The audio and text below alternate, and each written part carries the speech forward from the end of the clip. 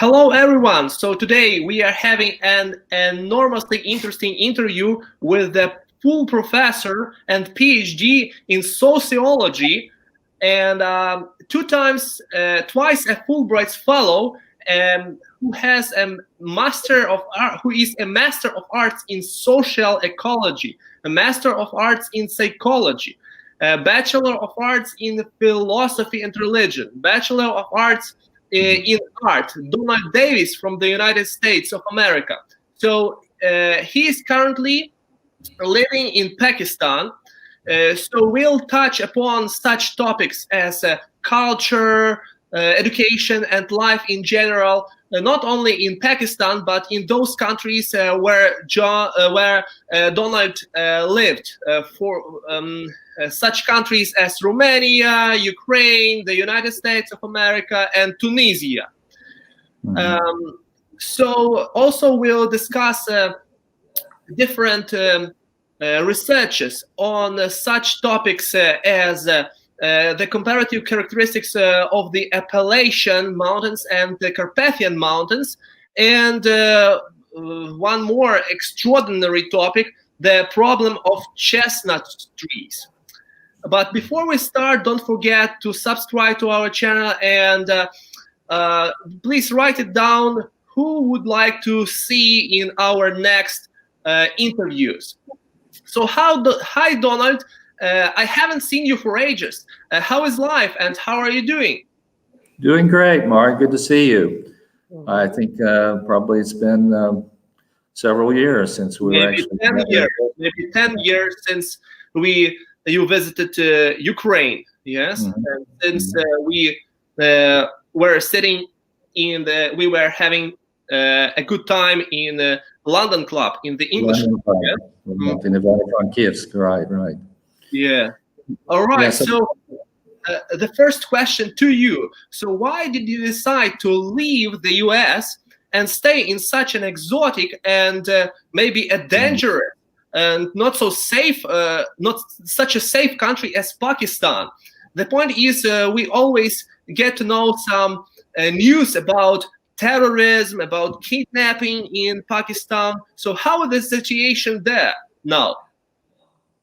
Well, now it's not too bad. You know, one of the major reasons I moved to Islamabad is my wife works for the World Health Organization. So she's been transferred here. We were actually based in Tunis, Tunisia, prior to moving here. And when she got the sort of call to duty to come to Islamabad, I decided that I would go along. And as it turns out, Islamabad is considered a family duty station. So the UN now thinks it's okay for family members of staff to actually live with them in the city. So the UN thinks Islamabad, at least, is a safe enough city that employees can bring their spouses, their children. So in the last 5 or 6 years, Islamabad has become a fairly safe place to live. Now, some of the outlying cities and communities are still a little bit dangerous, but Islamabad is the capital. And so they're going to have good security and good security protocols. And when we first moved here, we actually lived in what's called the diplomatic enclave. Mm-hmm. And there you have a security checkpost, you have to show IDs everywhere you go. So we didn't really have much to worry about there. And now that we're out of the enclave, it's still pretty safe. Mm-hmm. So there are many internationals living there in your neighborhood, correct? Correct. In fact, just in our neighborhood, we have several embassies. The embassy of Bosnia-Herzegovina is just down the street. We have the Tunisian embassy just down the street. So we have a mix of fairly affluent people and embassies in our neighborhood. Mm-hmm. So what attracted you so much living in there? Maybe nature or people or mentality? Well, I knew that Pakistan had wonderful nature. Really, the things that just amazes me about the country is the beautiful nature. They have large mountains. They have lots of green vegetation. In fact, Islamabad is sort of known as the green city. You have orange trees, palm trees, and then at the same time you have high elevation mountains that have snow on them from time to time. Wow. So the environment is really interesting. They have over 350 species of birds, for example. And so one of the hobbies that I have is to go out and photograph birds on the weekend. So nature is pretty incredible here. It really has surprised me. What trees are there in your yard, for example, and just orange trees, or we have some ficus trees, palm trees, some citrus fruit trees around, and of course there's eucalyptus here. Eucalyptus trees are actually indigenous to Australia, but they've been exported all over the world.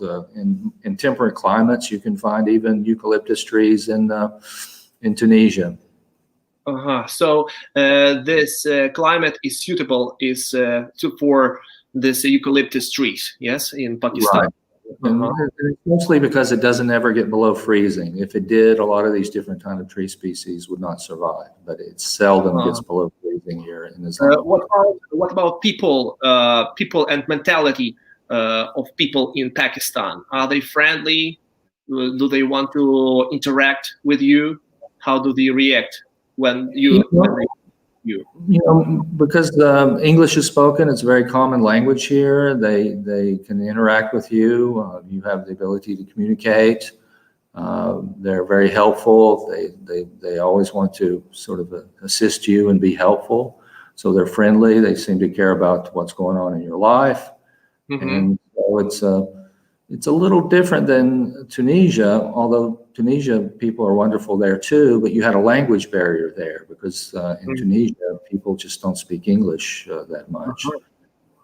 So here you don't really have that language barrier problem because English is sort of considered their second language. So do all people know English in Islamabad? Yeah, pretty much. I mean, occasionally you come across someone who speaks very little English, but almost anyone who's educated knows and speaks English very well. So, in 1947, this was part of the British Empire, so there's a history of connection between England and Pakistan. So do you have a particular occupation in Islamabad right now? Well, in 2010, I sort of semi-retired from full-time university teaching. So up until 2010, I was a full professor. After 2010, I began doing a lot of teaching online. And later, if you want for me to go into more detail about online teaching, virtual teaching, I'd be happy to do that. So I continued teaching mostly online, and occasionally I would teach what we call courses as an adjunct instructor. I've done some of that. And I'm also a writer, so I'm publishing and writing not only books, but also articles. So I stay busy. So even though I'm, retired from full-time university teaching, I still am very active and still get a lot of good professional work done. But active online only, not offline. You don't go to universities in Pakistan with some of your no, I mean, I have in the last few years been invited to teach at a university and have done so for, let's say, a semester, but I'm not looking for those positions. Mostly what I've been doing is online teaching. In fact, I think the last time I was in Ukraine, I was actually teaching online while I was in Ukraine. So that's the wonderful thing about online teaching is you can be anywhere in the world and teach your course. Yeah. The problem is, this is the only one problem, is the sedentary style of life. Yes. Yeah. Right. To only the chair, and you just need to do a lot of things. Right. So, is life cheap in Pakistan? And one more question: how is the cuisine there? Food. Yeah, I guess the biggest thing that folks want to learn about when they come to a new country is the food and how much is it going to cost. In general, the food here is very inexpensive, very cheap. It tends to be fresh. It's local. Doesn't usually travel very far. So it's inexpensive to live here in terms of the food. Of course, you need to prepare a lot of your own food if you have particular taste, because if you go to a restaurant, for example, most of the food is catered towards locals, to Pakistanis, and the food is very similar to Indian cuisine, which means it's very spicy. So if you like spicy food, this is a wonderful place for you. But if you don't like spicy food, then you're going to have to cook your own meals, or find somebody that can cook your style, because it can be very piquant, as the Spanish would say, very, very spicy. We also have such a word in Ukrainian, like pikantny. So it's a national word. So it's clear for me, and I know this word in English, piquant, yes. I heard that there are a lot of people in Pakistan without education. So what's the percentage of illiterate people in Pakistan, and how do illiterate people live there? Like, how do they communicate? Yeah, it's a fascinating question. For the country as a whole, you have a 60% literacy rate, which means you have a 40% illiteracy rate. So 60% of the people can read and write, but 40% cannot. And when you look at gender, that number goes even higher. So women tend not to be as literate as men here for a variety of reasons, cultural reasons. But when you look at both men and women across the entire population, you have a 40% illiteracy rate. And that's not partly surprising, because you have 23 million people here who don't even go to school. So there's 23 million people who are not in school, out of school, even though in the cities, education is fairly compulsory, at least up until age 16. But outside the big cities, no one really enforces that. Most of the small villages, the children are too busy working or surviving or helping the parents. So you just don't have the sort of, dedication to education as you would in some other countries. As far as I read, in Somalia, they have some paintings on the wall. For example, they want to have their hair cut, yes, and they have scissors. And they see the drawing, and they understand, oh, here is the hairdressers, and I need to go to the barbers and hairdressers. Is the same situation in Pakistan with the drawing? Not to my knowledge. I think, though, even illiterate folks have the word of mouth, so they have oral language, and they can ask people, where is this place or that place, and they're just given very specific directions, and know by the shape of the building or the color of the building or the shape of the door where it is they have to go. It was a funny situation when I worked with one guy. He was a driver in the UAE. He was from Pakistan, and I asked him, whom are you calling on Skype? And he said, like, I'm calling my mom. But she cannot, she can write, maybe like you can write a message. And he said, no, I cannot write the message because she cannot write. She's illiterate. So I asked him, how does she know that, how is it possible to use this technology if she doesn't know how to communicate, how to write? And he said that she can differentiate the colors. So red and green. So she can press the button red or green button. Oh, right. So maybe such a question: do all children have equal access to education, and in what conditions are schools or universities? Or have you ever been to any universities in Islamabad or in other cities? Not yet in Islamabad. Of course, I've passed them by on the roads and see them. They tend to be large buildings, large structures, and they have large populations of students. So the best universities here are fairly modern and have just about anything that you would need in terms of curriculum and the type of materials you would need to succeed. Of course, Pakistan, like India, has a strong IT program. So they have some schools and universities that are very strong in IT, whereas in other fields and other disciplines, they might be much more weaker. At the elementary school level and high school level, that's, I think, a little different story here, where they probably don't have, the up-to-date textbooks. They don't have the curriculum that they need to necessarily succeed. But there's a lot of, very smart Pakistanis, and they're all over the world now. In fact, in America, I think they have 8,000 students attending American universities today in the United States. 8,000. 8,000 Pakistanis. And a lot of them going to graduate school, a lot of them in medical school. So America now has a lot of Pakistanis in the medical field, and they graduate with their MD, and they can often immigrate because they have the MD and eventually settle in America. It takes a while. There is a process, but that's happened a lot, I know, in different places in America. So could you tell us what the average salary in Pakistan is? Well, the average salary, and again, you have to think about the nation as a whole versus certain cities. For the nation as a whole, when you do the averaging, you find that the average Pakistani person makes $125 a month.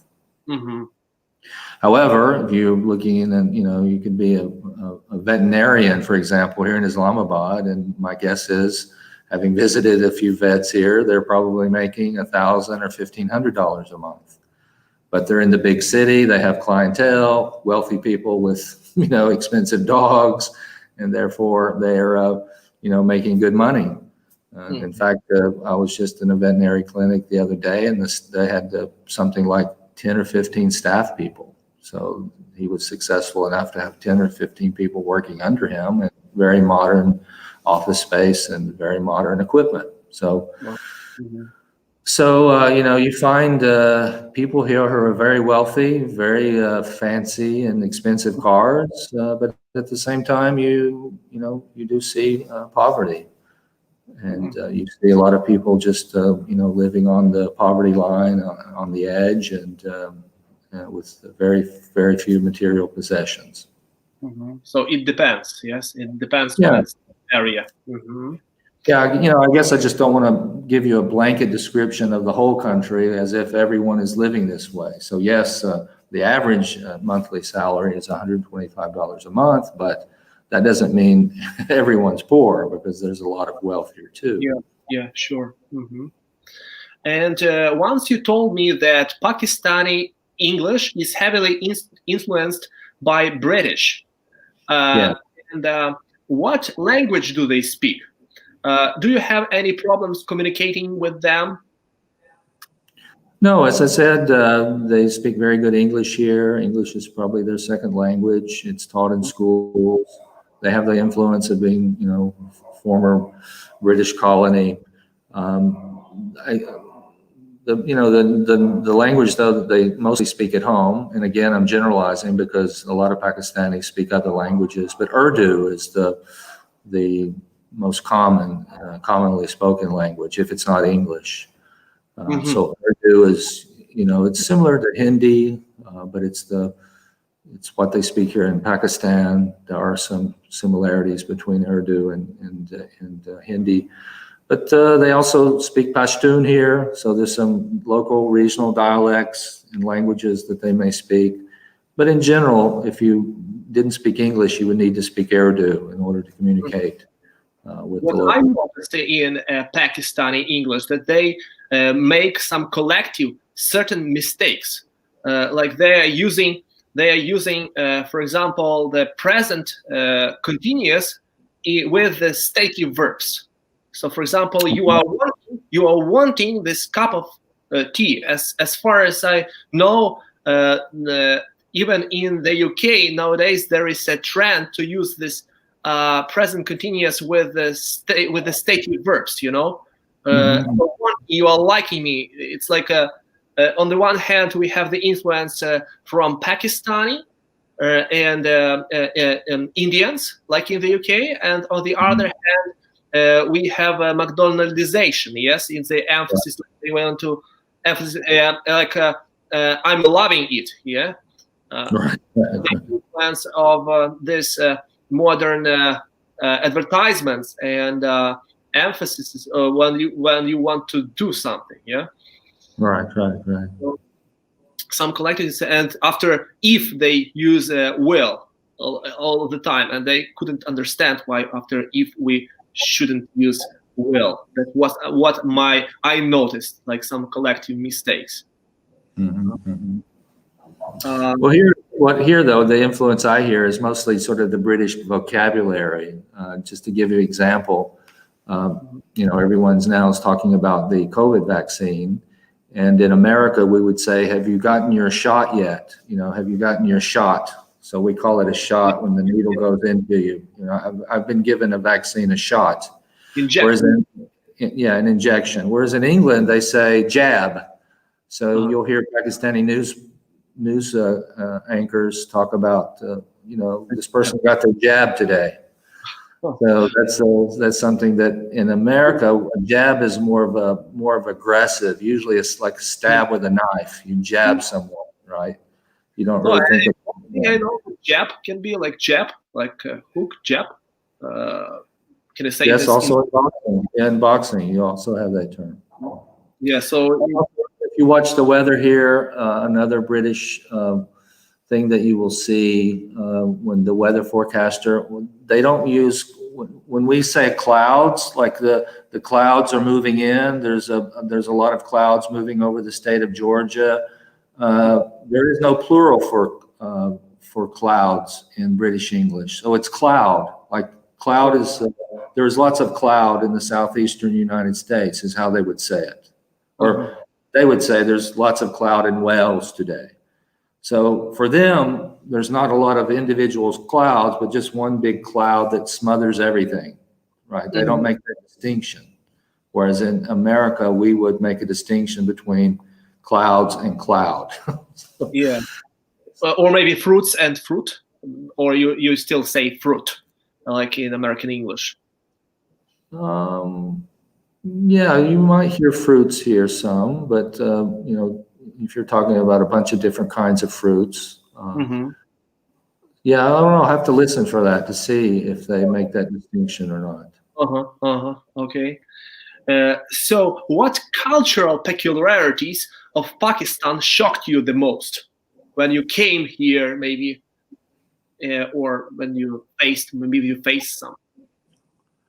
Yeah, that's a great question. As a sociologist, I've spent my whole career and my whole teaching career sort of teaching students about being open to different cultures and to be open about new experiences. So actually, I took pride in sort of telling students to learn new things and to experience new cultures.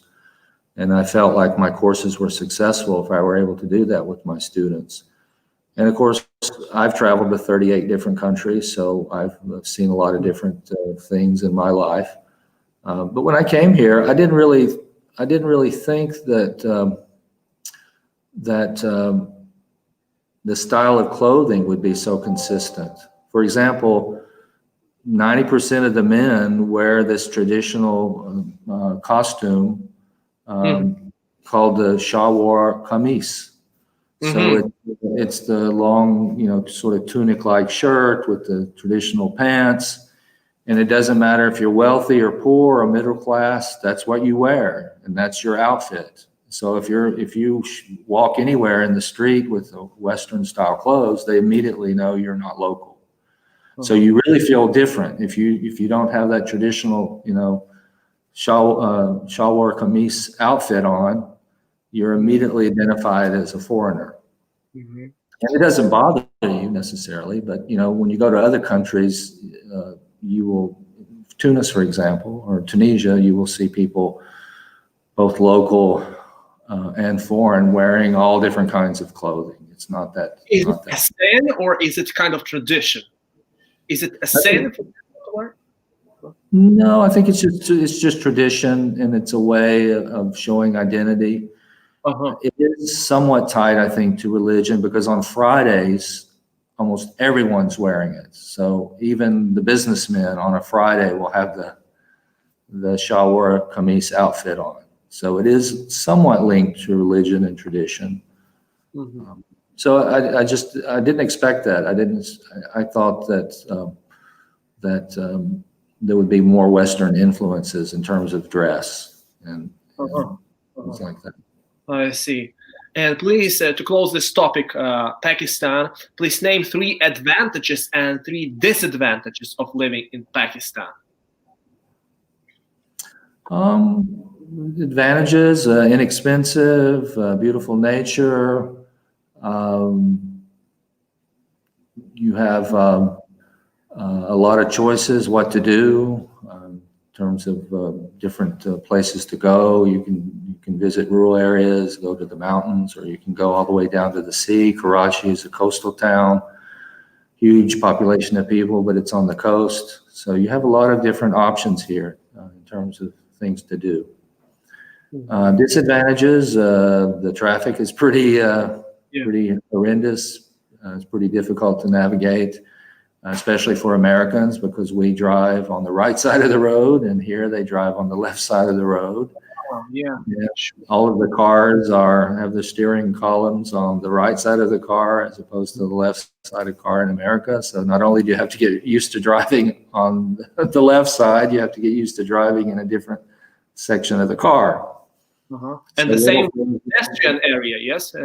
You need to go like vice versa. Yes. Whenever you turn, you have to make sure you turn to the right lane. And it's sometimes because of habit, because I've been driving, upwards of 45 years in my life, it's hard to sort of retrain your brain to drive a different way. So that's certainly one of the disadvantages is the traffic is pretty busy. Lots of motorcycles. That's another thing I didn't anticipate when I came here, is just how many people ride motorcycles. And you can often see them carrying all kinds of things on a motorcycle that you never imagined that you could carry on a motorcycle. So it's certainly a motorcycle culture in terms of transportation. But again, there's very expensive and fancy cars here as well. And people are very curious, I noticed. Yes, they come up to you and ask something, like it usually happened to me when I was at the airport in Pakistan, and they were just curious about the fact where I am going to, and so on and so forth. Maybe it seemed to me, like, did you notice that? Or no? Not yet, but we get out and we talk to people and say hello to people. So, most people seem friendly and helpful, but we've not had anyone, just sort of interrogate us yet about what it is we're doing and anything like that. So now let's talk about Ukraine. And you were here maybe approximately 10 years ago, and you wrote plenty of academic works on mountains. So why did you decide to do research on the Carpathian Mountains? Well, I first visited the Carpathians, I believe, around 1999 in Romania. Oh, no, it was actually earlier than that. It was 1997. So the first time I visited the Carpathians was 1997. And I was really stunned by how similar the Carpathians in Romania were to the Appalachians, and started studying it more. At the time, I thought I might write a book about the comparison between the two mountain ranges. But almost everything that I saw and I witnessed, you could find in Appalachia. Not only that the foods people were growing and eating, but some of the same traditions, making moonshine whiskey, for example, or what they call in Romania suica, and in Ukraine samahan. So those kinds of traditions were very similar. Wow. So it took me a while to make it into the Ukrainian Carpathians, but eventually I did. And every time I visited, the more I found similarities. Certainly, when you look at Hutsul traditions, Hutsuls live very similar to a lot of Native American groups in Appalachians, like the Cherokees, or at least used to. Of course, now both Native Americans and Hutsuls are not living the way they did 50 years ago, but they still maintain some of those older traditions. Mm-hmm. So I started bringing people from Appalachia to the Carpathians, beginning in 2010, 2011. And every 2 years since then, we've been bringing American delegations from the Appalachians to the either Romanian Carpathians or the Ukrainian Carpathians. Every 2 years, we change. So we've brought literally maybe 250, 300 people to the Eastern Carpathians over the years, over the last decade. And we've also hosted people from Ukrainian Carpathians and Romanian Carpathians in America. In fact, we have a student from Krivna Rivna, Pavlov Ruznik, who is now at East Tennessee State University studying. Mm-hmm. So is he exploring the same topic? Yes, he's exploring the same topic as well.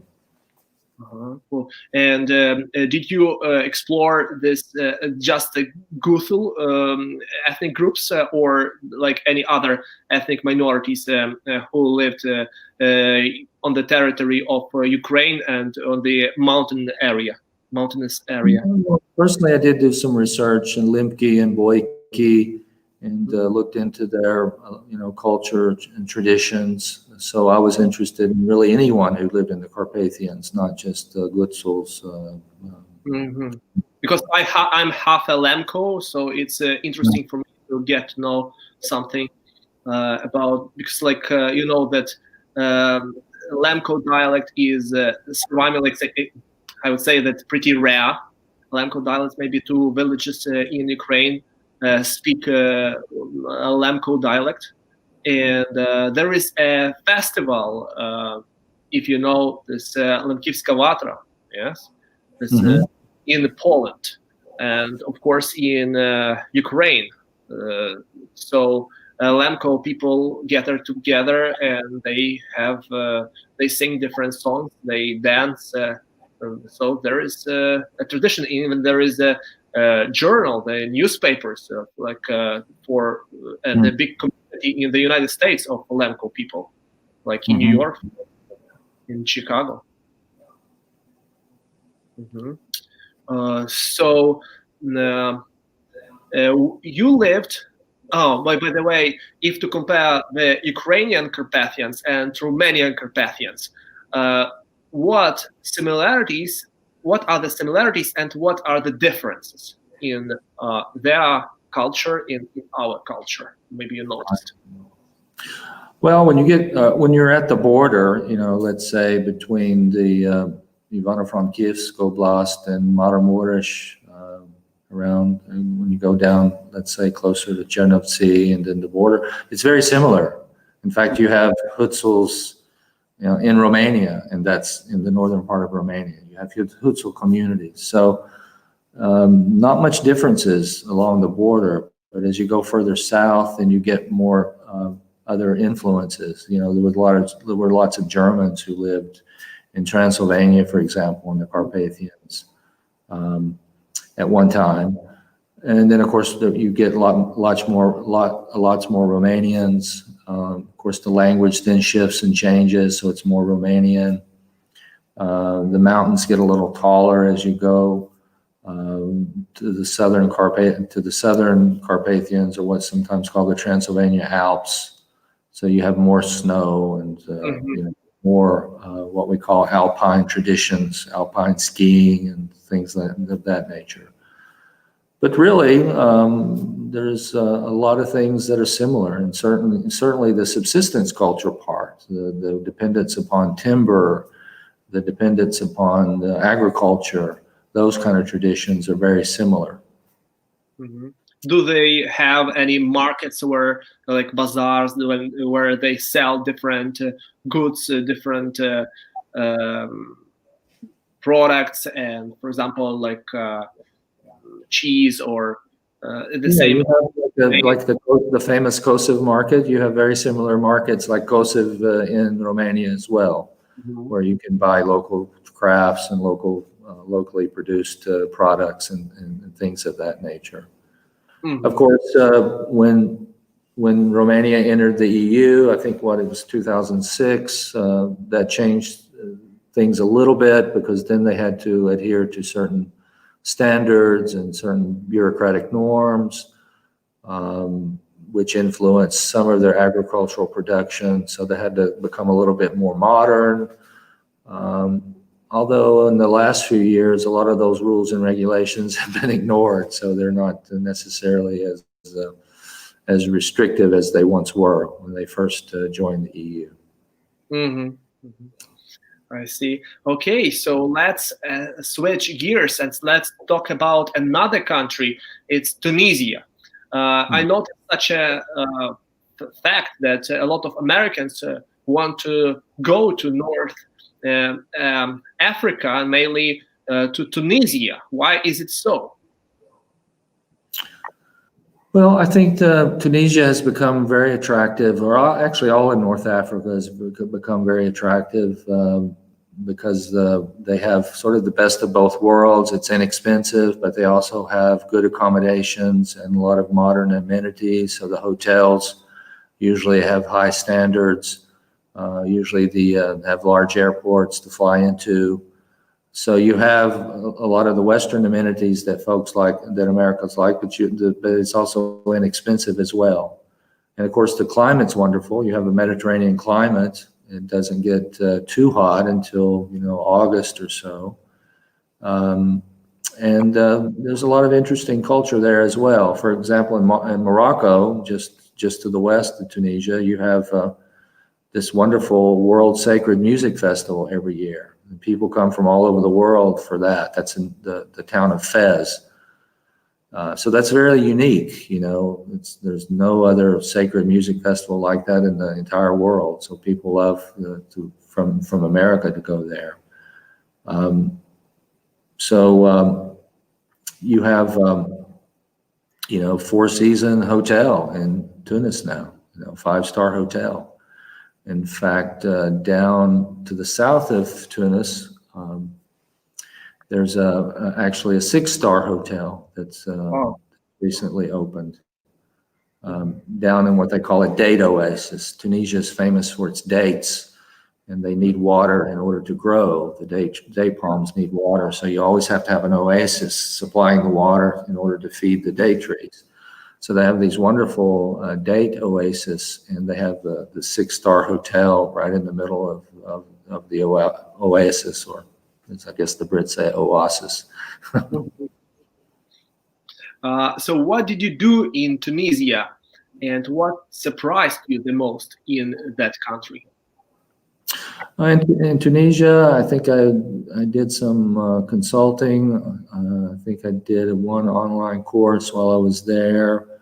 I was working on my new chestnut book, which I believe we're going to talk about a little bit later. So I was mostly sort of doing what you might call freelance scholarship or independent research and scholarship, and not traveling a whole lot. Often when we travel and live in different countries, we don't necessarily have an automobile, so we're somewhat dependent on public transportation or taxis. So we don't always travel as much as we would like in the area. We lived in Carthage, which is just sort of a neighborhood of Tunis, a very historic town where the Phoenicians lived at one time and the Romans lived later. So we were able to explore a lot around Carthage, but we didn't get to see a whole lot of the rest of the country. So what surprised you the most, in that country? Well, just how beautiful the country is. The climate's wonderful. Vegetation is wonderful. People very friendly. So even despite the language barrier, people are very friendly and helpful. Yeah. Very helpful. And they have a tradition of interacting with foreigners there, so they know how to say a few words and phrases, and or at least the merchants do. They have the ability to say words and phrases in probably 8 or 9 different languages. For example, hospitality, correct? Right. Do did they invite you to their homes, like? No, they might invite you in for tea into their shops, to have a cup of tea, something like that. But I was never invited into anyone's home. Mm-hmm. So, if I understood you correctly, you also wrote about chestnut trees. Mm-hmm. So, why did you choose such an extraordinary topic for your research? Well, to know about chestnuts, you need to know a little bit about American history, because when we talk about the American chestnut, we're talking about a tree that used to dominate as much as 25% of the forest of all of eastern North America. Somewhere in the neighborhood of 4 to 5 billion trees were the American chestnut. Now, this is different than the chestnut that you have on Krashadik Avenue. This is a chestnut that you could actually eat the nut. So the tree was sometimes called the perfect tree because it provided wood, it provided food, it had just enormous number of uses. The bark was even used to tan leather. So almost all the leather that was made between, let's say, 1880 and 1920 was made from the leather was tanned, preserved using the tannic acid from the bark of the chestnut tree. So there were lots of uses for the tree. It dominated the forest ecosystem. And around 1900, a blight was brought from Japan. On Japanese chestnut trees, the blight was imported. And within 20, 30 years, 5 billion American chestnut trees were obliterated from the forest. So it changed entire communities. It changed entire environments. There are a few surviving trees left, but I wanted to write about that. How did this tree impact American culture? And how did it change American culture? And do we have the ability maybe to bring the tree back? And if we did, is it going to change American culture? Are we going to bring back some of those traditions? Your viewers may not know this, but the #1 recorded song in American history is the song that actually they're playing on American radios right now. This is the time of year. And it's called Chestnuts Roasting Over an Open Fire, or that's the first line of the song, Chestnuts Roasting on an Open Fire. And that's a very big Christmas tradition in America, or used to be, is that people would roast chestnuts at Christmas time. And so that's just one example of how important the trees were to American culture. So the chestnut became the attribute for Christmas, not just the mistletoe or holly, but just also a chestnut tree. Wow. Right. Exactly. And so you explored just American chestnuts, like it was the gift from Japan. Yes. Yeah, so I did what's called an environmental history of the chestnut tree. So I wrote about what how many there were and how they influenced Native American culture going all the way back to the 16th century. So when the first Europeans arrived, how many chestnuts did they see? What were the Native Americans doing with chestnuts? They would often make canoes, for example, out of the trees. They also ate the nuts. They also taught the first American pioneer settlers about chestnuts and how to prepare them. So I looked at the influence of the chestnut in American history from the 1600s, 1700s, 1800s, and then in the 1900s, I wrote about the demise of the tree, and then now the possibility of bringing them back through genetic engineering technology, which I'm not a fan of, but there are people now who are trying to make a transgenic, genetically modified tree that will be blight resistant, that will survive. There's also some breeding programs that take Chinese chestnuts and intercross them with American chestnuts to make a tree that is blight resistant. So some people are trying to bring the tree back that route. So I write about that in the last chapter of this book, about the different strategies for trying to return the tree back to American forest. So what's the name of this book? The book is called The American Chestnut, an Environmental History. And it's in production right now with University of Georgia Press. And it's scheduled to be published in the fall of 2021. And it'll be probably actually available for purchase in July to August of 2021. Okay, okay. Thanks for the information. So, to which of these countries would you like to come back, and why? I mean, Romania, Ukraine, or like maybe Tunisia? Well, I always love going back to Ukraine. I really love Western Ukraine and the Carpathian region, so I'm definitely going to come back there. I would like to spend more time in Tunisia. I did not get to visit the Sahara Mountain, the Sahara Desert,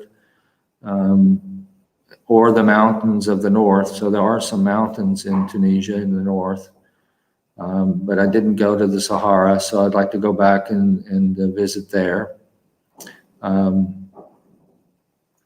And of course, I hope before leaving Pakistan, I'll have the ability to go north of here up into the Himalayas to see some of the higher mountains here as well. Cool, cool. So, as far as I know, and you told me, and it's obvious that you have big experience in teaching. Yes, as my channel is rather educational one, I'd like to ask you, what methods and approaches of teaching do you use in class? Well, when I taught as a full-time professor, my method was to lecture, and again, we're talking about in the American system, most courses are either 50-minute long or an hour and 15 minutes long. So if the course was an hour and 15 minutes long and met twice a week, as opposed to 50 minutes long, meeting 3 times a week. So if it's an hour and 15 minutes long, I usually would lecture. And when I say lecture, I don't mean reading a script, but I would, ad-lib lecture about the topic that was in the textbook reading for today. So most students, when they walked into my class on a particular day, had a reading assignment of maybe 10 pages of a textbook. So I felt it's my duty, sort of my intellectual duty, to summarize what they had read. Some professors could talk about what they did the night before. It had nothing to do with the reading, but I felt like it's my duty to summarize, to try to explain what it is they read, try to place it in a historical context, and also if some of that material appeared on the test, sort of give them the additional information they might need to understand the test questions that might be related to the topic, right? So then, though, after that 40 to 45-minute lecture, then I opened up the floor, not necessarily for debate, but for discussion. And by discussion, I always demanded true discussion.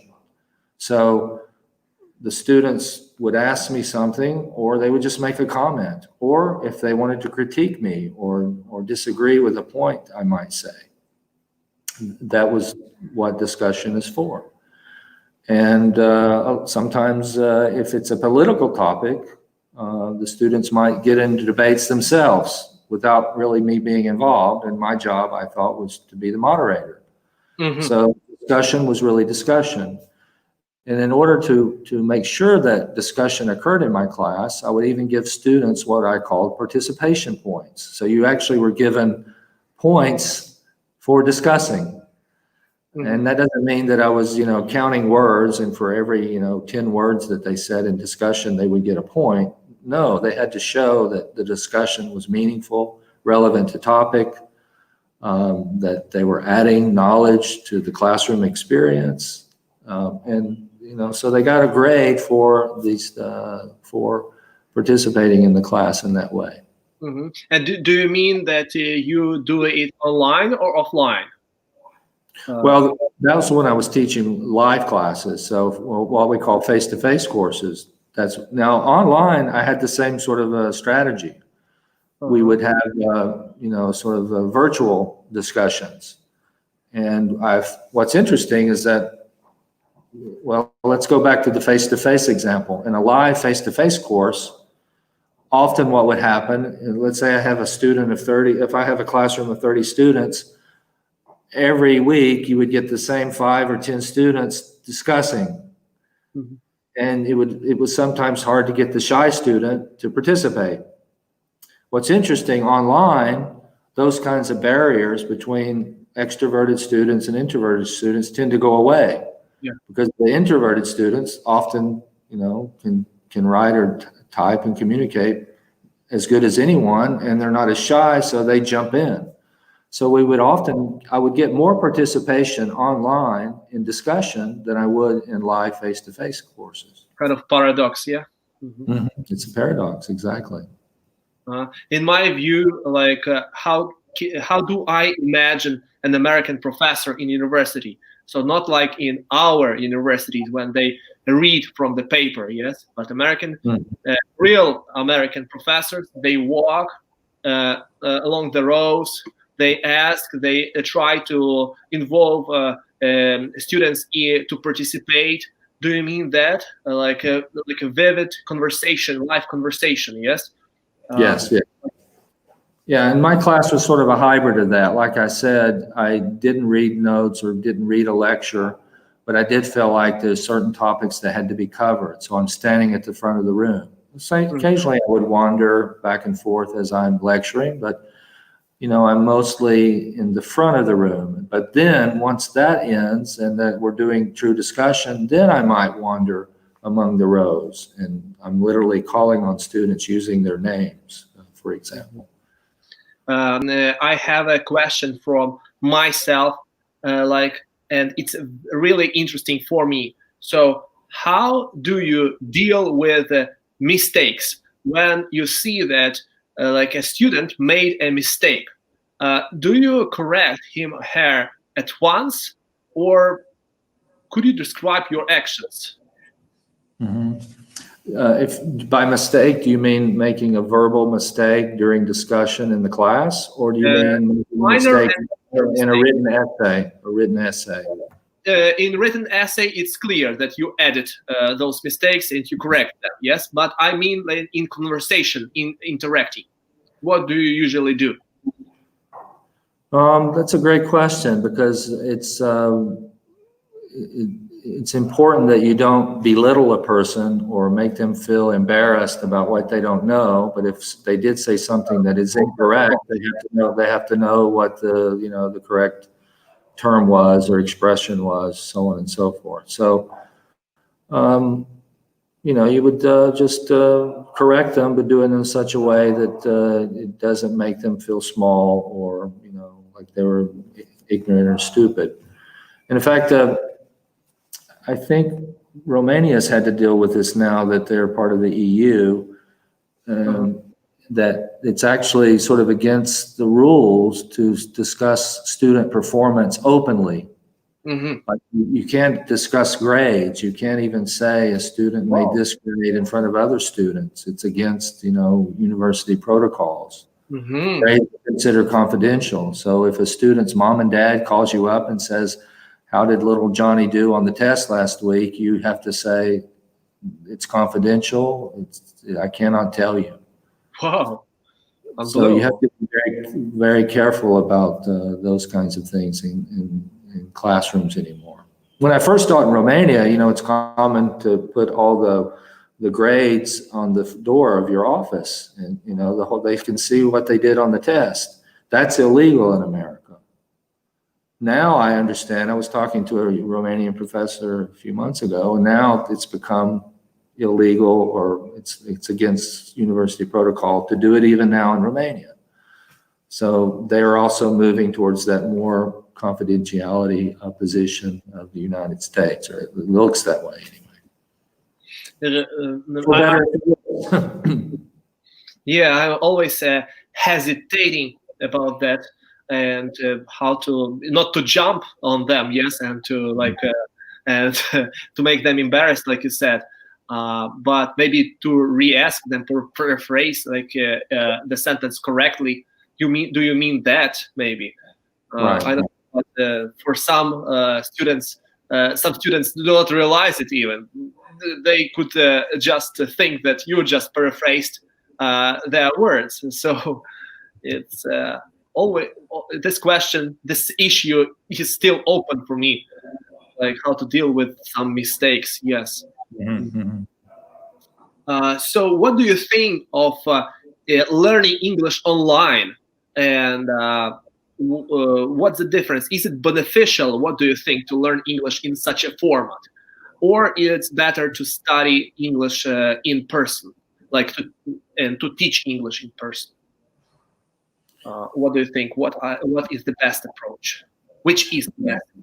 Yeah, that's a great question. I really don't know, because I think good instructors online with the right strategies, right format, the correct sort of attitude can do a wonderful job online. And as I said, if you're in person, but you're in a classroom where you're restricted to say certain things or to behave a certain way, or maybe there's too many students, it might not be as effective. In other words, online, one-on-one, to me, would be just as good as you teaching a live class, but you have 100 students in the audience that you really can't interact with, right? It's more impersonal. So I think it depends on the type of instructor, the setting of the learning environment, how many individuals are there, the attitude of the instructor. I guess before I taught online, I had this very bias against online teaching, that I thought it would never equal face-to-face teaching, that it was just not really worth doing. But having done it for almost a decade, I feel that there are some merits to it, and that if done in the correct way, it can be just as valid and as important as face-to-face learning. And I never thought I would say that.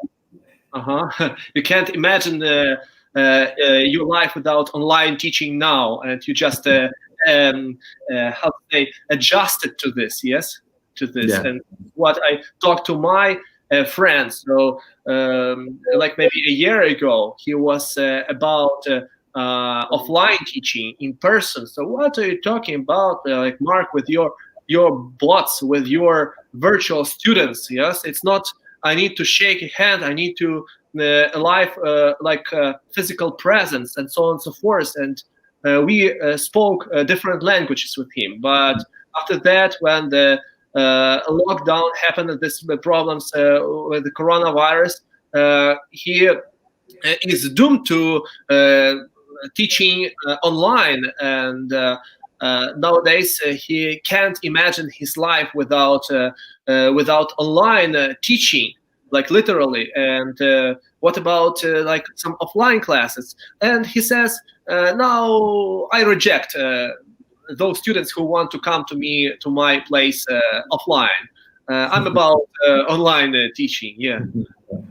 So you see that like some facts, some circumstances made him switch from offline to online. So well, certainly in America, we have the online platforms that are just, from an IT point of view, they're amazing, because they do the grading for you. They can do all these things that you used to have to do by hand, and they do it. It's automatically done. All of that stuff is done within the platform that you use. Yeah. And the last question to you, how can one achieve so much as you did? And what's your secret to success? At least give maybe 3 recommendations to young people to succeed in life, what they should do. Well, I think the first thing is don't give up. I think it's very important for young people to to have a goal and stick with it. And sometimes it will not happen as soon as you hope it would. It took me almost 12 years from the beginning of my undergraduate career to getting my PhDs. I was the first individual in my family to graduate from college, so I had no help from my family in order to pay for my schooling. So it took me a long time. So I think it's important, stick with it, don't give up, be persistent.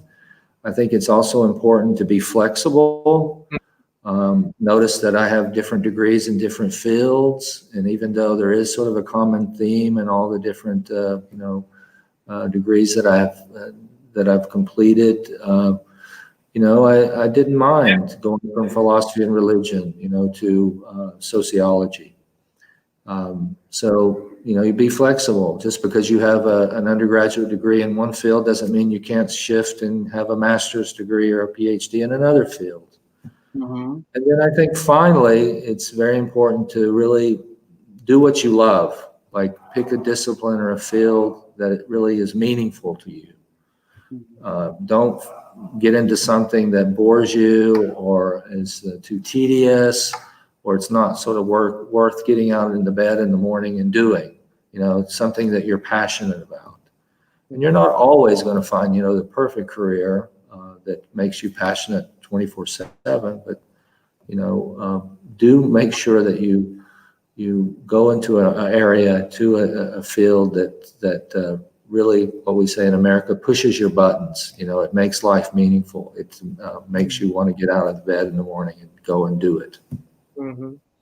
Well, thanks a lot, Donald, for such a wonderful, informative, and useful interview. And let's keep in touch. Yeah. Okay, I will. Thank you so much. And you guys, please write your comments below. Which of these countries would you like to visit? And don't forget to subscribe to this channel. If you like this, give a like. So press the notification bell not to miss our English classes and interviews with interesting people. And take care. Bye-bye. Bye-bye.